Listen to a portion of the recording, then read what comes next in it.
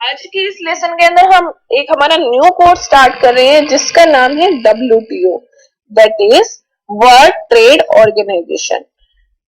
इस कोर्स को आप अगर अच्छे से स्टडी करोगे तो आपको ये टर्म्स क्लियर हो जाएंगे कि गैट क्या होता है, WTO क्या होता है, डिफरेंस क्या होता है गैट और WTO के अंदर, प्रिंसिपल्स कौन कौन से हैं, ऑब्जेक्टिव्स क्या क्या हैं WTO के, फंक्शन कौन कौन से हैं WTO के, and the organisation structure of the WTO। Okay, in this lesson we will discuss the WTO history, means WTO कैसे बना, कि गैट से कैसे ट्रांसफॉर्म हो गया WTO के अंदर। आज के इस लेसन के अंदर हम क्लियर करेंगे WTO की हिस्ट्री को। Okay, let us start the at the 1944 Bretton Woods Conference, at the end of the World War II, finance minister from the Allied nation gathered to discuss creation of a new monetary system that would support the post-war restriction, economic stability and the peace. Firstly, we will discuss the what is the Bretton Woods Conference. Bretton Woods Conference है क्या, कैसे इसका नाम Britain would conference पड़ा, इसको मैं आपको एक छोटी सी स्टोरी के थ्रू समझाती हूँ। जैसे जब हमारा वर्ल्ड वॉर सेकेंड खत्म हुआ तो बहुत ज्यादा डिस्ट्रक्शन हो गया था। उससे क्या हुआ, बहुत ज्यादा जैसे नुकसान हो गया, बहुत ज्यादा तहस नहस हो गया। तो उससे क्या हुआ कि जो प्रोडक्शन था वो कम हो गया और जो इकोनॉमी में क्या हुआ, इन्फ्लेशन आ गया। इन्फ्लेशन मतलब ये जो सारी चीजें थी वो महंगी होनी स्टार्ट हो गई और जो इंटरनेशनल ट्रेड था वो बिल्कुल टूट सा गया था। मींस ट्रेड बैरियर्स लगा दिए गए, एक कंट्री से दूसरी कंट्री में इंपोर्ट और एक्सपोर्ट पे रिस्ट्रिक्शन लगा दी।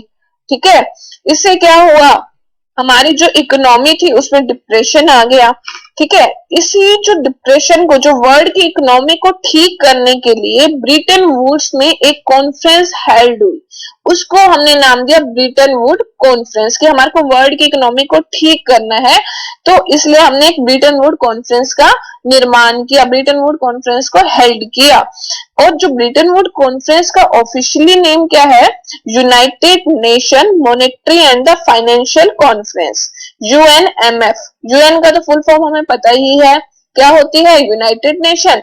MF मीन्स ये मॉनेटरी से रिलेटेड है ना, तो हम M से means monetary and the financial conference. इसे याद रख लेना कि इसका ऑफिशियल नेम क्या है ब्रिटेन वुड कॉन्फ्रेंस का, UNMF, United nation monetary and the financial conference.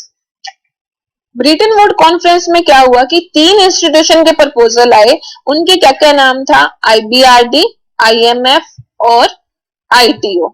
ठीक है, IMF की फुल फॉर्म क्या होती है, इंटरनेशनल मॉनेटरी फंड। IBRD की फुल फॉर्म क्या होती है, international bank for the reconstruction and the development, but आज के टाइम पे इसका नाम क्या है, वर्ल्ड बैंक। और third is the need for a third institution, ITO। And the conference delegate also recommend the establishment of a complementary institution, that is International Trade Organization, which they envisaged as the third leg of the system. It was decided in the Bretton Woods Conference that multilateral organization will be established by the name of the ITO। जो Britain would conference थी उसमें ये बात clear हो गई कि हमें एक मल्टीलेटरल ऑर्गेनाइजेशन की जरूरत है।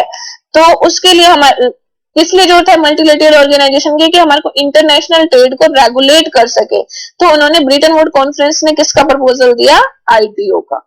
बात समझ आ गई, ब्रिटेन वुड कॉन्फ्रेंस ने ITO का प्रपोजल क्यों दिया था, उसने ये प्रपोजल इसलिए दिया था क्योंकि एक मल्टीलेटरल ऑर्गेनाइजेशन की जरूरत है जो कि इंटरनेशनल ट्रेड को रेगुलेट करेगी।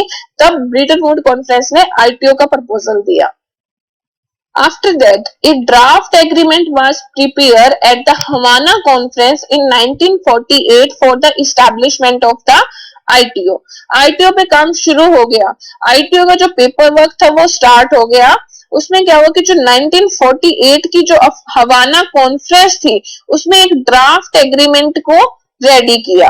ठीक है, United States and the United Kingdom spread the initiative at the newly formed United Nations to draft a charter for the purpose ITO।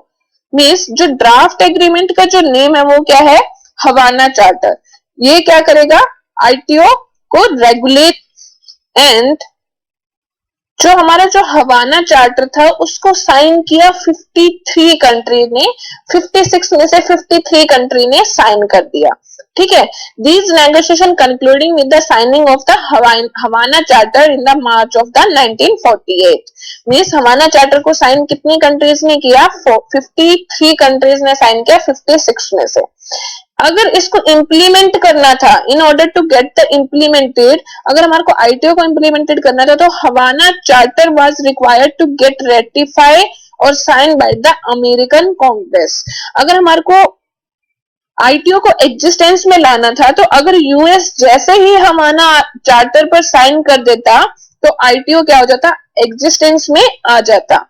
Means the Havana Charter never entered into the force primarily because US Senate failed to ratify it।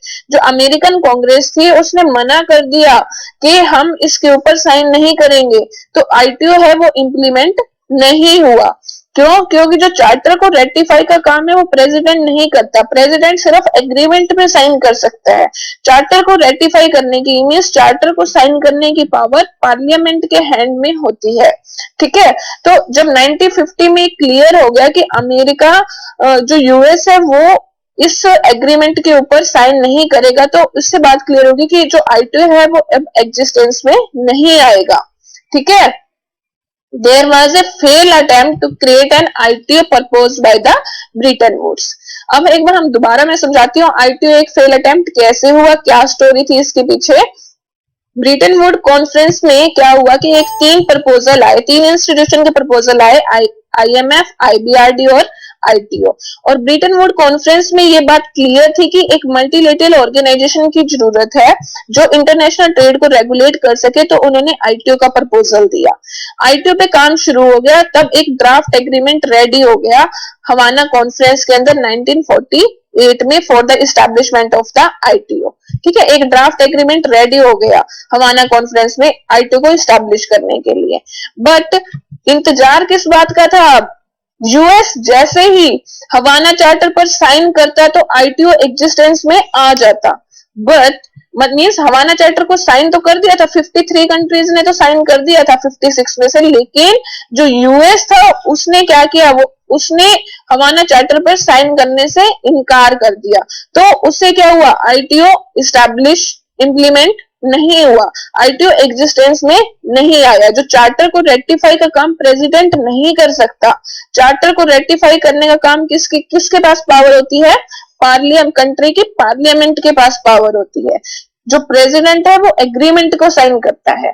Okay, इससे क्या हुआ कि एक fail attempt हो गया to create an ITO proposed by the Bretton Woods. ठीक है, उसके बाद ओरिजिन हुआ किसका? गैट का, general agreement on the tariff and the trade. इसके अंदर क्या हुआ कि जब आईटीओ के बनने का प्रोसेस चल रहा था, यानी 1944 के बाद से 1948 या 1950 तक, जब तक इंटरनेशनल ट्रेड को रेगुलेट करने के लिए जितने भी कंट्री थे उन्होंने एक टेम्परेरी एग्रीमेंट को बनाया।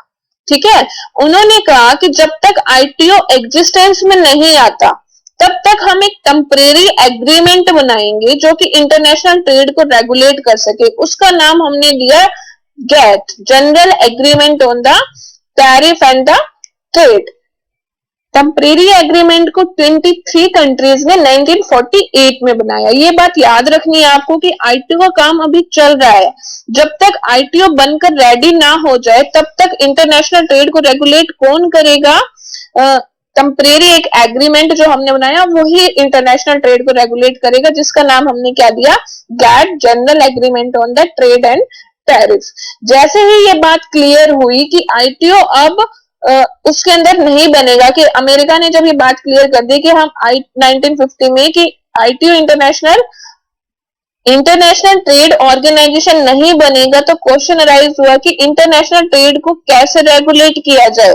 तो एक ही इंस्ट्रूमेंट था आईटीओ के फेल के बाद, गैट। कि भाई जो गैट है, तब कंट्रीज ने डिसाइड किया कि जब तक कोई इंटरनेशनल ऑर्गेनाइजेशन नहीं बनता तो इसी टेम्परेरी एग्रीमेंट को आगे बढ़ाया जाए।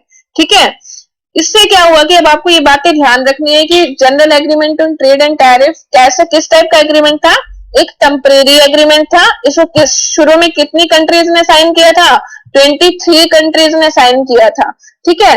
और ये 47 ईयर तक ये इंटरनेशनल ट्रेड को गैट ने रेगुलेट किया, ठीक है। उसके बाद WTO एग्जिस्टेंस में आया था, और जो गैट के अंदर होती है कॉन्ट्रैक्टिंग पार्टीज और WTO के अंदर होते हैं मेंबर्स। ये इंपॉर्टेंट पॉइंट है, ध्यान रखना कि गैट के अंदर क्या होती है? कॉन्ट्रैक्टिंग पार्टीज और WTO में मेंबर्स। और जो गैट है वो रेगुलेट करता है ट्रेड इन गुड्स। गैट का जो स्कोप है वो लिमिटेड है, मींस ये जो गुड्स के ट्रेड को रेगुलेट करता है और फोकस करता है ओनली टैरिफ को। और जो गैट के अंदर है एग्रीकल्चर और टेक्सटाइल को हम इंक्लूड नहीं करते, ठीक है। अब आपको क्लियर हो गया गैट से रिलेटेड टर्म्स में क्या क्या है। ये एक फर्स्ट इज एक टेम्परेरी एग्रीमेंट है, और इसको साइन किया है 23 कंट्रीज ने, 23 कंट्रीज ने स्टार्टिंग में साइन किया था। 47 ईयर तक इंटरनेशनल ट्रेड को गैट ने ही रेगुलेट किया था। और उसके बाद एग्जिस्टेंस में WTO आया। WTO के अंदर कॉन्ट्रैक्टिंग पार्टीज होती है, और गैट के अंदर कॉन्ट्रैक्टिंग पार्टीज होती है और WTO में मेंबर्स होते हैं। और जो गैट का स्कोप है वो लिमिटेड है, वो गुड्स को ही ट्रेड करता है, ठीक है, और टैरिफ के ऊपर ही फोकस करता है। और लेकिन गैट के अंदर एग्रीकल्चर और टेक्सटाइल को इंक्लूड नहीं किया जाता। नेक्स्ट हम बात करते हैं PPA की। PPA में क्या होता है कि protocol for the provisional application, means GATT है जो वो गैट को जो प्रोटोकॉल फॉर प्रोविजनल एप्लीकेशन है PPA है, वो फ्लेक्सिबिलिटी प्रोवाइड करता है।